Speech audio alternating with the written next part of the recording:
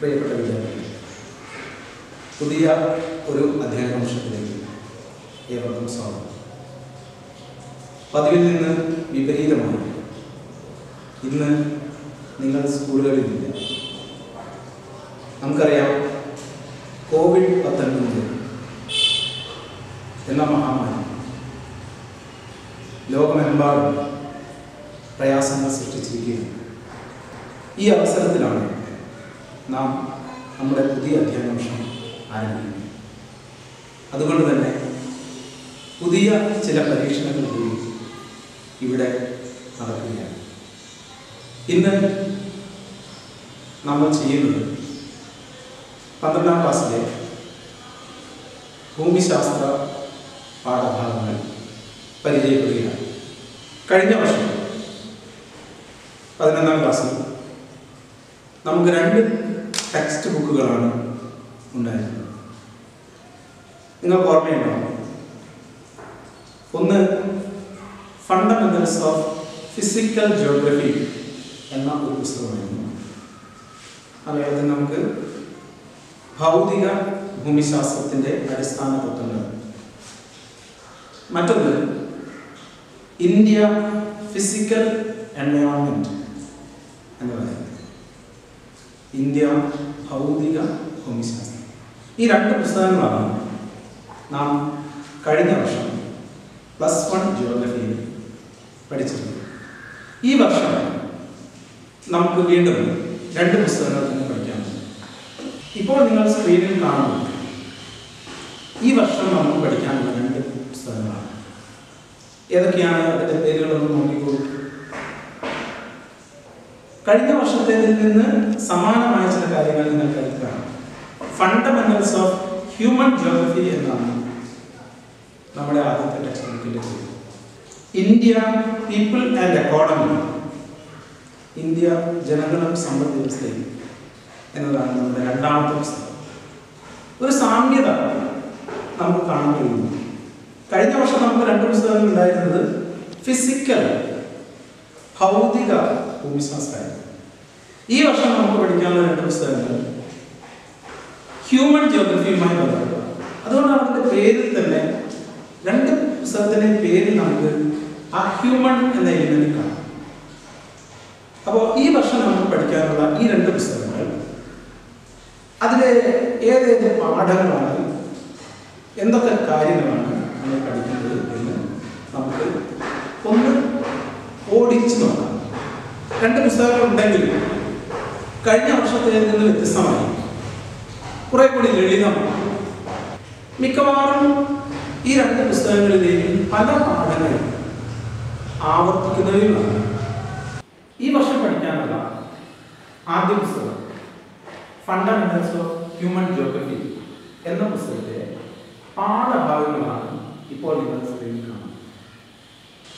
മാനവ ഭൂമിശാസ്ത്രത്തിന്റെ അടിസ്ഥാന തത്വങ്ങൾ ഏതൊക്കെയാണ് ഈ വർഷം നമുക്ക് ഈ പാഠപുസ്തകത്തിൽ ഉൾപ്പെട്ടിട്ടുള്ള പാഠങ്ങൾ എന്ന് നോക്കാം. ഒന്നാമത്തെ പാഠം, ഒന്നാമത്തെ യൂണിറ്റിലെ ഒരു പാഠമാണ്. ആ പാഠത്തിന്റെ പേര് human geography nature and scope എന്നാണ്. മാനവ ഭൂമിശാസ്ത്രം, അതിൻ്റെ വ്യാപ്തി, അതിൻ്റെ അർത്ഥതലം, അതാണ് ആ പാഠത്തിന്റെ ഒരു കണ്ടന്റ് എന്ന് പറയുന്നത്. 2ാമത്തെ യൂണിറ്റിൽ നമുക്ക് 2ാമത്തെ പാഠം the world population distribution density and growth, ലോക ജനസംഖ്യ വിതരണം, വളർച്ച, ജനസാന്ദ്രത തുടങ്ങിയ കാര്യങ്ങളാണ് ആ പാഠത്തിൽ നമുക്ക് പഠിക്കാനുള്ളത്. അതേ യൂണിറ്റിലെ 3ാമത്തെ പാഠം പോപ്പുലേഷൻ കോമ്പസിഷൻ, ജനസംഖ്യ സംരചന. പോപ്പുലേഷന് വിവിധ ഘടകങ്ങളുണ്ട്. അവ സ്ത്രീ പുരുഷ അനുപാതം, കുടിയേറ്റം, അർബൻ റൂറൽ പോപ്പുലേഷൻ, ഇങ്ങനെ തുടങ്ങി ജനസംഖ്യയുമായി ബന്ധപ്പെട്ട കുറേ ഘടകങ്ങളാണ് നമുക്ക് ആ പാഠപുസ്തകത്തിൽ ആ പാഠത്തിൽ പഠിക്കാനുള്ളത്. 4ാമത്തെ പാഠം ഹ്യൂമൻ ഡെവലപ്മെന്റ്, മാനവ വികസനം. ജനസംഖ്യ എന്നുള്ള വിഭവത്തെ കുറിച്ചുള്ള ഒരു പഠനമാണ് ആ പാഠത്തിൽ നമുക്ക് ചെയ്യാം. യൂണിറ്റ് 3-ൽ 5ാമത്തെ പാഠം പ്രൈമറി ആക്ടിവിറ്റീസ് എന്നാണ് തുടങ്ങുന്നത്. പ്രാഥമിക പ്രവർത്തനങ്ങൾ എന്ന് നമുക്ക് പറയാം. പ്രാഥമിക പ്രവർത്തനങ്ങൾ നമ്മളെ എക്കണോമിക്സായിട്ട് വളരെ റിലേറ്റഡ് ആയിട്ടുള്ള പാഠമാണ്. അടുത്തത് ആറാമത്തത് സെക്കൻഡറി ആക്ടിവിറ്റീസ്, ദ്വിതീയ പ്രവർത്തനങ്ങൾ, വ്യവസായങ്ങളെ കുറിച്ചൊക്കെയാണ് ആ പാഠത്തിൽ. ഏഴാമത്തെ പാഠം ടെർഷ്യറി ആൻഡ് ക്വാട്ടർണറി ആക്ടിവിറ്റീസ്, തൃതീയ ചതുഷ്ടയ പ്രവർത്തനങ്ങൾ. അപ്പോൾ നിങ്ങൾ കാണാം ആ യൂണിറ്റിൽ വരുന്ന പാഠങ്ങളൊക്കെ എക്കണോമിക്സുമായി വളരെ അടുത്ത് നിൽക്കുന്ന നമ്മുടെ സമ്പദ് വ്യവസ്ഥയിലെ ജനങ്ങൾ ചെയ്യുന്ന വിവിധ പ്രവർത്തനങ്ങൾ, പ്രാഥമിക ദ്വിതീയ തൃതീയ പ്രവർത്തനങ്ങളാണ് ഈ പാഠങ്ങളിലൊക്കെ പ്രതിപാദിച്ചിട്ടുള്ളത്. എട്ടാമത്തെ പാഠം ട്രാൻസ്പോർട്ട് ആൻഡ് കമ്മ്യൂണിക്കേഷൻ, ഗതാഗതം വാർത്താവിനിമയം. ഒൻപതാമത്തെ പാഠം ഇന്റർനാഷണൽ ട്രേഡ്, അന്താരാഷ്ട്ര വ്യാപാരം. അതാണ് ഈ ഒരു ഒമ്പതാമത്തെ പാഠത്തിന്റെ കണ്ടന്റ്. അങ്ങനെ യൂണിറ്റ് 3 അവിടെ അവസാനിക്കും. യൂണിറ്റ് 4 നമുക്കൊരു പാഠമുണ്ട്, ഹ്യൂമൻ സെറ്റിൽമെന്റ്സ്, മനുഷ്യ അധിവാസ കേന്ദ്രങ്ങൾ. ഇതാണ് 10ാമത്തെ പാഠങ്ങൾ. അപ്പൊ ഈ 10 പാഠങ്ങളാണ് നമുക്ക് ഫണ്ടമെന്റൽസ് ഓഫ് ഹ്യൂമൻ ജിയോഗ്രഫി എന്ന 1ാമത്തെ പുസ്തകത്തിൽ പഠിക്കാം. ഇനി നമുക്ക് നമ്മുടെ 2ാമത്തെ പാഠപുസ്തകം, അതായത് India people and economy, India ജനങ്ങളും സമ്പദ് വ്യവസ്ഥയും എന്ന പാഠപുസ്തകത്തിലെ പാഠഭാഗങ്ങളൊക്കെ ചാപ്റ്റേഴ്സ് നോക്കാം. ഇപ്പൊ സ്ക്രീനിൽ നിങ്ങൾ കാണുന്നത് നമ്മുടെ 2ാമത്തെ പാഠപുസ്തകത്തിലെ അധ്യായങ്ങളാണ്. യൂണിറ്റ് വൈസ് കൊടുത്തിട്ടുണ്ട്. യൂണിറ്റ് 1 ഞാൻ നേരത്തെ പറഞ്ഞൊരു കാര്യം നിങ്ങൾ ശ്രദ്ധിക്കും. പോപ്പുലേഷൻ വീണ്ടും ഒരു പാഠം ആവർത്തിക്കണം. Distribution, density, growth and composition, ജനസംഖ്യ, വളർച്ച, അതേപോലെ സാന്ദ്രത, ജനസംഖ്യാ ഘടകങ്ങൾ, ഇതൊക്കെ തന്നെയാണ് ആ പാഠത്തിൽ ആവർത്തിച്ചു വരുന്നത്. 2ാമത്തെ പാഠം migration, types, causes and consequences, കുടിയേറ്റത്തിന് വിവിധ തരത്തിലുള്ള കുടിയേറ്റങ്ങൾ, അതിന്റെ കാരണങ്ങൾ, അതിന്റെ ഇമ്പാക്ട്, അനന്തരഫലങ്ങൾ, ഇതൊക്കെയാണ് ആ പാഠത്തിൽ നമുക്ക് ചെയ്യാൻ. 3ാമത്തെ പാഠം ഹ്യൂമൻ ഡെവലപ്മെന്റ്. അവിടെ നമ്മൾ കണ്ടിട്ടുണ്ട് ഹ്യൂമൻ ഡെവലപ്മെന്റ്. അതാണ് ഞാൻ പറഞ്ഞത്, കുറേയേറെ പാഠങ്ങൾ അങ്ങനെ നമുക്ക് റിപ്പീറ്റ് ചെയ്ത് വരുന്ന പാഠങ്ങൾ ഈ വർഷം പഠിക്കണം. 2ാമത്തെ യൂണിറ്റിൽ 4ാമത്തെ പാഠം ഹ്യൂമൻ സെറ്റിൽമെന്റ്സ്. ഇതും നമ്മൾ അവിടെ 10ാമത്തെ പാഠമായി കണ്ടിട്ടുള്ളൂ, അതേ പാഠം തന്നെ. യൂണിറ്റ് 3 അതിൽ 5ാമത്തെ പാഠം ലാൻഡ് റിസോഴ്സ് ആൻഡ് അഗ്രികൾച്ചർ. നമ്മുടെ ലാൻഡ് എന്ന വിഭവത്തെ കുറിച്ചുള്ള, നമ്മുടെ ഭൂമി, ഇന്ത്യയിലെ ഭൂമി എങ്ങനെയൊക്കെ ഉപയോഗിക്കുന്നു, എന്തൊക്കെ ആവശ്യത്തിനൊക്കെ ഉപയോഗിക്കുന്നു, കൃഷിക്കാണോ വ്യവസായത്തിനാണോ എന്ന് തുടങ്ങിയുള്ള കാര്യങ്ങളാണ് ആ പാഠത്തിൽ നമ്മൾ പഠിക്കുന്നത്. വാട്ടർ റിസോഴ്സസ്, 6ാമത്തെ ചാപ്റ്റർ വാട്ടർ റിസോഴ്സസ്, ജലവിഭവങ്ങൾ. ഇന്ത്യ എന്നുള്ളതായതുകൊണ്ട് ഇന്ത്യയിലെ ജലവിഭവങ്ങളാണ് ഈ പാഠത്തിൽ ഡിസ്കസ് ചെയ്യുന്നത്. നമുക്ക് ഏതൊക്കെ സ്രോതസ്സുകളുണ്ട്, ഭൂഗർഭ ജല സ്രോതസ്സുകളുണ്ട്, നദികളുണ്ട്, ഈ കാര്യങ്ങളാണ് വാട്ടർ റിസോഴ്സസിൽ നമ്മൾ ഡിസ്കസ് ചെയ്യുന്നത്. 7ാമത്തെ ചാപ്റ്ററിന്റെ പേര് മിനറൽസ് ആൻഡ് എനർജി റിസോഴ്സസ് എന്നാണ്. ധാതു വിഭവങ്ങളെ കുറിച്ചാണ് ആ പാഠത്തിൽ, അതേപോലെ ഊർജ വിഭവങ്ങളെ കുറിച്ചാണ് ആ പാഠത്തിൽ നമുക്ക് പഠിക്കാറുള്ളത്. 8ാമത്തെ പാഠം മാനുഫാക്ചറിംഗ് ഇൻഡസ്ട്രീസ്, ഉൽപാദന വ്യവസായങ്ങൾ. നമ്മൾ നേരത്തെ അവിടെ സെക്കൻഡറി ആക്ടിവിറ്റീസ് എന്ന് പറഞ്ഞ ആ പാഠത്തിന്റെ ഒരു റിപ്പീറ്റേഷനാണ്. 9ാമത്തെ പാഠം planning and sustainable development in Indian context എന്നുള്ള ഒരു പാഠമാണ്. ആസൂത്രണം, വികസനം പ്രവർത്തനങ്ങൾ ആസൂത്രണം ചെയ്യുന്നതിന്റെ ഇന്ത്യൻ മാതൃകകൾ കുറച്ചെണ്ണം പരിചയപ്പെടുന്നതാണ് ആ പാഠം. അടുത്ത യൂണിറ്റ് ആണ് 4ാമത്തെ യൂണിറ്റിൽ ട്രാൻസ്പോർട്ട് ആൻഡ് കമ്മ്യൂണിക്കേഷൻ, ഗതാഗതം വാർത്താവിനിമയം. നമുക്ക് അപ്പുറത്തും ഇതേ ചാപ്റ്റർ ഉണ്ടായിരുന്നു. ഇന്റർനാഷണൽ ട്രേഡ്, അന്താരാഷ്ട്ര വ്യാപാരം, ഇന്ത്യയുടെ അന്താരാഷ്ട്ര വ്യാപാര കാര്യങ്ങളാണ് ഈ പാഠത്തിൽ നമ്മൾ പഠിക്കുന്നത്. നമ്മുടെ അവസാനത്തെ പാഠം geographical perspectives on selected issues and problems. ചില ഭൂമിശാസ്ത്ര പ്രശ്നങ്ങൾ, നമ്മുടെ പരിസ്ഥിതി മലിനീകരണം, ജലമലിനീകരണം, വായു മലിനീകരണം, ആഗോളതാപനം തുടങ്ങിയ ചില ഭൂമിശാസ്ത്ര പ്രശ്നങ്ങളെയാണ് ഈ പാഠത്തിൽ നമ്മൾ ഡിസ്കസ് ചെയ്യുന്നത്. പൊതുവിൽ നിങ്ങൾ ഫസ്റ്റ് ഇയറിൽ നിന്ന് വ്യത്യസ്തമായി ഇപ്പോൾ ഈ പാഠഭാഗങ്ങളെ ഒന്ന് നോക്കിയപ്പോൾ നിങ്ങൾക്ക് തോന്നിക്കാണും ഇത് കുറെ കൂടി നമ്മളെ ലളിതമായിട്ട് നമുക്ക് മനസ്സിലാകാവുന്ന തരത്തിലുള്ള കാര്യങ്ങളാണ് ഈ രണ്ട് പുസ്തകത്തിലും പറയുന്നത്. അത് തന്നെ ഒന്നാമത്തെ പാഠപുസ്തകത്തിലെ കുറേയേറെ ചാപ്റ്ററുകൾ, ഏതാണ്ട് 6ഓളം ചാപ്റ്ററുകൾ അതേപോലെ റിപ്പീറ്റ് ചെയ്യുന്നു. അപ്പൊ നമുക്ക് ഈ രണ്ട് പുസ്തകങ്ങളുണ്ടല്ലോ, എന്താണ് നമുക്ക് ഈ രണ്ട് പുസ്തകം? കഴിഞ്ഞ വർഷം നമുക്ക് രണ്ട് പുസ്തകങ്ങളുണ്ട്. നമ്മൾ ഈ രണ്ട് പുസ്തകങ്ങൾ എന്നുള്ള കാര്യവും അതേപോലെ എന്തുകൊണ്ടാണ് നമുക്ക് ഇങ്ങനെ രണ്ട് പുസ്തകങ്ങൾ ഓരോ വർഷവും പഠിക്കാനുള്ളത് എന്നുള്ള കാര്യവും ഒരിക്കൽ കൂടി ഓർമ്മിക്കുന്നതാണ് നമുക്ക് അടുത്തതായി പറയാനുള്ള ടോപ്പിക്. അത് ഡുവലിസം ഇൻ ജിയോഗ്രഫി, ഭൂമിശാസ്ത്രത്തിലെ ദ്വൈതവാദം എന്നതാണ്. അതാണ് അടുത്തതായിട്ട് ഡിസ്കസ് ചെയ്യാം. ഇനി നമുക്ക് നമ്മുടെ പാഠഭാഗത്തേക്ക് കടക്കാം. മാനവ ഭൂമിശാസ്ത്രം, സ്വഭാവവും വ്യാപ്തിയും. ഈ പാഠത്തിലേക്ക് കടക്കുമ്പോൾ നമുക്ക് ആദ്യം അറിയേണ്ടത് എന്താണ് മാനവ ഭൂമിശാസ്ത്രം എന്നുള്ള കാര്യമാണല്ലോ. പാഠത്തിന്റെ പേരെങ്ങനെയാണ്?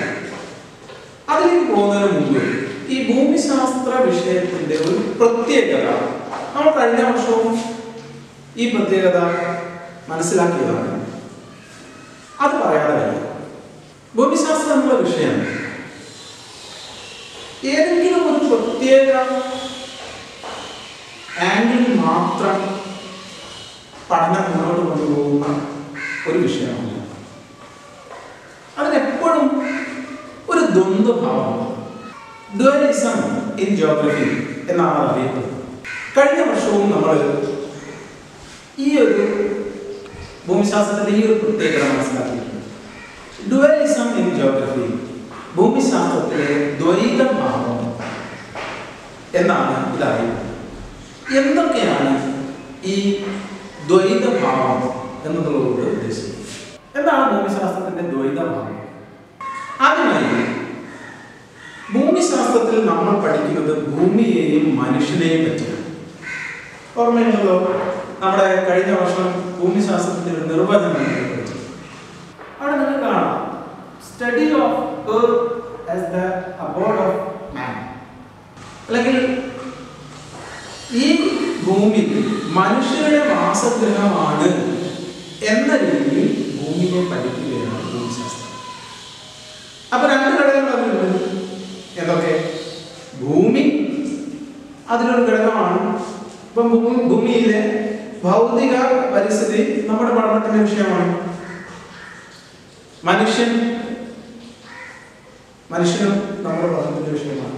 സോ അവിടെ തന്നെ നമുക്ക് ഒരു ദ്വൈതഭാവം ഭൂമിശാസ്ത്ര പഠനത്തിൽ കാണും. എന്താണ്? Whether it is a physical, ഇതൊരു ഭൗതിക ശാസ്ത്രശാഖയാണോ, or whether it is a human, ഇതൊരു മാനവിക ശാസ്ത്രശാഖയാണ്.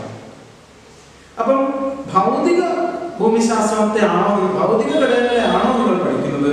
എന്താ ഈ ഭൗതിക ഘടകങ്ങൾ എന്ന് പറയുമ്പോൾ? കല്ല്, മണ്ണ്, സൂര്യപ്രകാശം, അതാണോ നമ്മുടെ പഠന വിഷയം?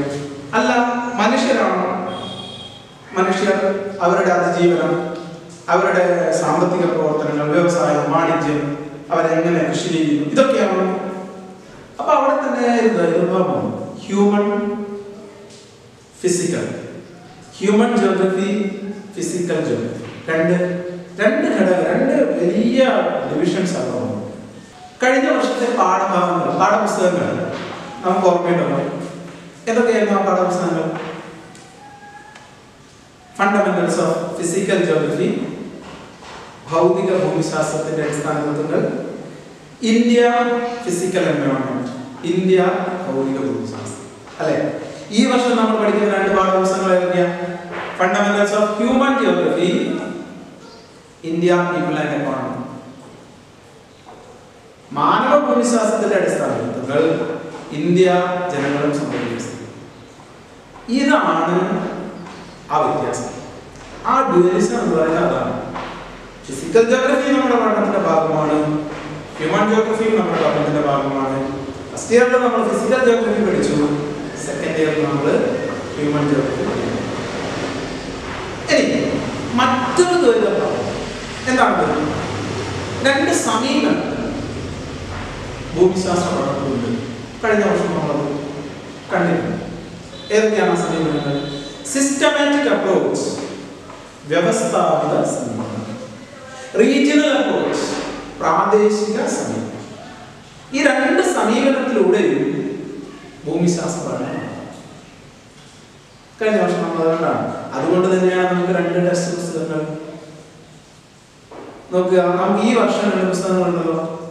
ഒന്ന് സിസ്റ്റമാറ്റിക് അപ്രോച്ച് ഫോളോ ചെയ്യുന്ന പുസ്തകമാണ്. അതാണ് ഫണ്ടമെന്റൽസ് ഓഫ് ഹ്യൂമൻ ജിയോഗ്രഫി എന്ന പുസ്തകം. അതിൽ മാനവ ഭൂമിശാസ്ത്രത്തെ മൊത്തമായിട്ട് പറയാണ്.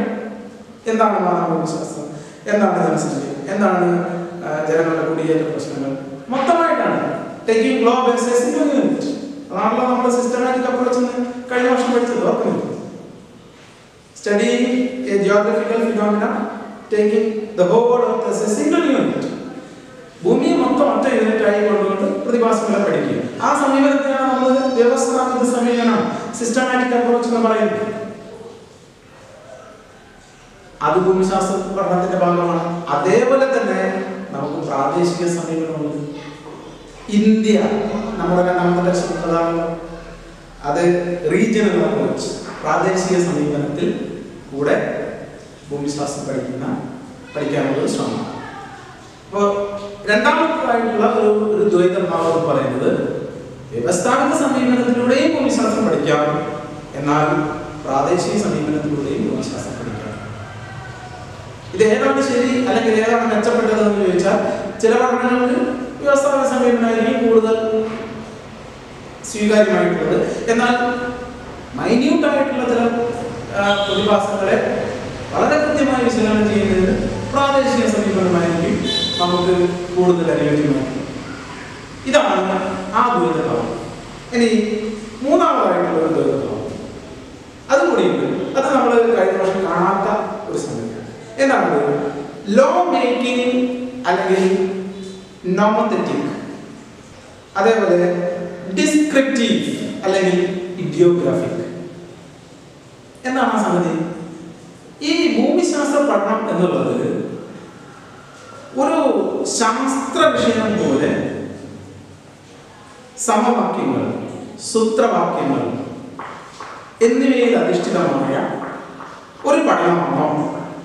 അതാണ് ലോ മേക്കിംഗ് എന്നുള്ള നോമോതെറ്റിക് എന്നുള്ളതിന്റെ മലയാളമാണ്. നോമോതെറ്റിക് എന്ന് തന്നെയാണ് നമുക്ക് മലയാളം പറയുന്നത്. അങ്ങനെ ശാസ്ത്രത്തിന്റെ പഠന രീതികൾ, ഒരു ശാസ്ത്രത്തിന്റെ പഠന രീതി നമുക്കറിയാലോ. നിരീക്ഷണങ്ങളിലൂടെ തെളിവുകൾ കണ്ടെത്തി ഇക്വേഷൻസ് ഉണ്ടാക്കി, അല്ലെ, അത് ഫോളോ ചെയ്യുന്ന ഒരു പഠന രീതിയാണ്. അങ്ങനെയാണോ ഭൂമിശാസ്ത്രം? അങ്ങനെയാണോ ഭൂമിശാസ്ത്രത്തെ പഠിക്കേണ്ടത്? ഇനി അങ്ങനെയല്ല. Is it A descriptive subject? ഒരു വിവരണാത്മകമായ വിഷയമാണ്. എന്താണ് ഈ വിവരണാത്മകമായ വിഷയം കൊണ്ട് ഉദ്ദേശിക്കുന്നത്? സാഹിത്യം പോലെ, ഭാഷ പോലെ, പ്രതിഭാസങ്ങളെ വിശദീകരിക്കുക, അങ്ങനെ ഒരു ശ്രമമാണോ ഭൂമിശാസ്ത്ര പഠനത്തിലൂടെ ഉണ്ടാവേണ്ടത്? അപ്പോൾ ഇത് ഒരു ശാസ്ത്ര വിഷയം പോലെ നോമോതെറ്റിക് ആയിട്ടുള്ള ഒരു വിഷയമാണോ, അല്ല സാഹിത്യം പോലെ വിവരണാത്മകമായിട്ടുള്ള ഒരു വിഷയമാണോ എന്നുള്ളൊരു ദ്വൈതഭാവം. ഇപ്പൊ 3 ദ്വൈതഭാവങ്ങളായി നമ്മുടെ ഭൂമിശാസ്ത്ര പഠനത്തിൽ. 3 ദ്വൈതഭാവങ്ങളായി, അല്ലെ? ഈ 3 ദ്വൈതഭാവങ്ങൾ ഇവരാണ് ഭൂമിശാസ്ത്രത്തിന്റെ പഠനത്തിന്റെ ഒരു സവിശേഷതയോടാണ്, ഒരു പ്രതിസന്ധിയോടാണ്. കാരണം നമുക്ക് ഏതെങ്കിലും ഒരു ആസ്പെക്റ്റിൽ നിന്നുകൊണ്ട് ഭൂമിശാസ്ത്രത്തെ പഠിക്കണം. 2 ടെക്സ്റ്റ് ബുക്കുകളുണ്ട്, കാരണം 2 സമീപനങ്ങളുണ്ട്. ഫസ്റ്റ് ഇയറിൽ ഫിസിക്കൽ ജോഗ്രഫി പഠിക്കുന്നു, സെക്കൻഡ് ഇയറിൽ ഹ്യൂമൻ ജോഗ്രഫി. ഇനി കുറെ കൂടി ഡീറ്റെയിൽ ആയിട്ട് ജോഗ്രഫി പഠിക്കുമ്പോൾ നമ്മൾ വീണ്ടും കൺഫ്യൂഷനിലാവും. Whether we should approach the subject as a scientific subject, അതാണ് ഈ നോമോതെറ്റിക് എന്നുള്ളത് ഉദ്ദേശിക്കുന്നത്, അല്ലെങ്കിൽ നമ്മൾ ഇതിനെ ഒരു ഡിസ്ക്രിപ്റ്റീവ് സബ്ജക്റ്റ് ആയിട്ട് കാണുന്നത്. അപ്പോൾ ഇതാണ് ഭൂമിശാസ്ത്രത്തിന്റെ ദ്വൈതഭാവം എന്ന് പറയുന്നത്. ഡ്യുവലിസം എന്ന ആശയം വ്യക്തമായിരുന്നു. ഇനി നമ്മൾ ചെയ്യാൻ പോകുന്നത് നമ്മുടെ ചുറ്റുപാടുകളിൽ കാണുന്ന നമ്മുടെ ഭൂമിശാസ്ത്രത്തിന്റെ പഠന വിഷയമാകുന്ന പല ഘടകങ്ങളുണ്ട്. ഈ ഘടകങ്ങളെ നമുക്ക് ഹ്യൂമൻ, മാനവിക ഘടകങ്ങൾ, ഫിസിക്കൽ, ഭൗതിക ഘടകങ്ങൾ എന്നിങ്ങനെ ഒരു പട്ടിക തയ്യാറാക്കി അവതരിപ്പിച്ചാൽ എങ്ങനെയാണ് അത് ചെയ്യാൻ കഴിയുക? നമുക്ക് ഒരു പട്ടിക ഉണ്ടാക്കിയിട്ട് ഒരു ഭാഗത്ത് ഭൗതിക ഘടകങ്ങൾ, മറുഭാഗത്ത് മാനവിക ഘടകങ്ങൾ എന്നെഴുതാം. എന്നിട്ട് ഇതിൽ രണ്ടിലും വരുന്ന നമ്മുടെ ഭൂമിശാസ്ത്രത്തിന്റെ വിഷയമായിട്ട് നാം പഠിക്കുന്ന ഘടകങ്ങളെ ഒന്ന് പട്ടികപ്പെടുത്താൻ ശ്രമിച്ചു നോക്കൂ. ഏതൊക്കെ ഘടകങ്ങൾ അതിൽ വരും? മണ്ണ്, സസ്യജാലം, കാലാവസ്ഥ, ഇതൊക്കെ ഏതിൽ വരും? തീർച്ചയായിട്ടും ഭൗതിക ഘടകങ്ങളാണ്. വ്യവസായങ്ങൾ, ഗതാഗതം, വാണിജ്യം, ഇതൊക്കെ ഏതിൽ വരും? അതെ, അവയൊക്കെ മാനവിക ഘടകങ്ങൾ. ഇതൊക്കെ നമ്മുടെ സബ്ജക്റ്റാണ്, ഇവയെക്കുറിച്ചൊക്കെ നമ്മൾ പഠിക്കുന്നു. അപ്പൊ നമുക്ക് നമ്മുടെ പഠനത്തിൽ വരുന്ന ഭൗതിക ഘടകങ്ങളെയും മാനവിക ഘടകങ്ങളെയും ഒന്ന് പട്ടികപ്പെടുത്തി ഒരു 5-10 എണ്ണം വരുന്ന രീതിയിൽ എഴുതി അത് നമ്മുടെ ഒരു വർക്കായിട്ട് സബ്മിറ്റ് ചെയ്യാവുന്നതാണ്. ഇവിടെ നമ്മൾ ഈ പാഠം അവസാനിപ്പിക്കുകയാണ്. നമ്മൾ ഇന്ന് പഠിച്ച കാര്യങ്ങൾ ഒന്നുകൂടി ഒന്ന് റിവൈസ് ചെയ്യാം. കുറച്ച് കാര്യങ്ങളെ നമ്മൾ പറഞ്ഞിട്ടുള്ളൂ. നമ്മളൊരു ഇൻട്രഡക്ഷൻ എന്നുള്ള രീതിയിലാണ് ഈ ചാപ്റ്റർ, ഈ പാഠഭാഗം ചെയ്തിട്ടുള്ളത്. നമുക്ക് ഈ വർഷം പഠിക്കാനുള്ള പാഠപുസ്തകങ്ങളാണ് നമ്മൾ രണ്ട് പാഠപുസ്തകങ്ങളെ പരിചയപ്പെട്ടു. ഈ 2 പാഠപുസ്തകങ്ങളും നമ്മൾ ഈ വർഷം പഠിക്കുന്നത് കഴിഞ്ഞ വർഷത്തിൽ നിന്ന് വ്യത്യസ്തമായി മാനവിക ഭൂമിശാസ്ത്രമാണ്, ഹ്യൂമൻ ജിയോഗ്രഫിയാണ് നമ്മൾ കണ്ടു. നമ്മുടെ പഠനത്തിന്റെ ഒരു പ്രത്യേകത ഡ്യുവലിസം എന്ന് പറയുന്ന ഒരു നാച്ചർ നമ്മുടെ ഭൂമിശാസ്ത്ര പഠനത്തിലുണ്ട്. ദ്വൈതഭാവം എന്ന നാച്ചർ നമ്മുടെ ഭൂമിശാസ്ത്രത്തിലുണ്ട്. 3 തരത്തിലുള്ള ദ്വൈതഭാവങ്ങളെ പറ്റി നമ്മൾ ഡിസ്കസ് ചെയ്തു. നിങ്ങൾക്ക് അത് ഓർക്കാവുന്നതാണ്. ഏതൊക്കെയായിരുന്നു ആ 3 ദ്വൈതഭാവങ്ങൾ? ഫിസിക്കൽ, ഹ്യൂമൻ, ഭൗതികം, മാനവികം. സിസ്റ്റമാറ്റിക് അപ്രോച്ച്, റീജിയണൽ അപ്രോച്ച്, വ്യവസ്ഥാപിത സമീപനം, പ്രാദേശിക സമീപനം. Whether the subject is a nomothetic or idiographic, നമ്മുടെ വിഷയം ഒരു നോമോതെറ്റിക് ആയിട്ടുള്ള വിഷയമാണോ, അതായത് ശാസ്ത്ര സംബന്ധിയായ വിഷയമാണോ, അതോ വിവരണാത്മകമായ വിഷയമാണോ? ഇത്രയും കാര്യങ്ങളാണ് നമ്മൾ ഇന്ന് ഡിസ്കസ് ചെയ്തത്. അപ്പോൾ ഈ പട്ടിക കൂടി പൂർത്തിയാക്കി നിങ്ങൾക്ക് ക്ലാസ് ടീച്ചർക്ക് സമർപ്പിക്കാം. ഈ ക്ലാസ് ഇവിടെ അവസാനിപ്പിക്കുകയാണ്.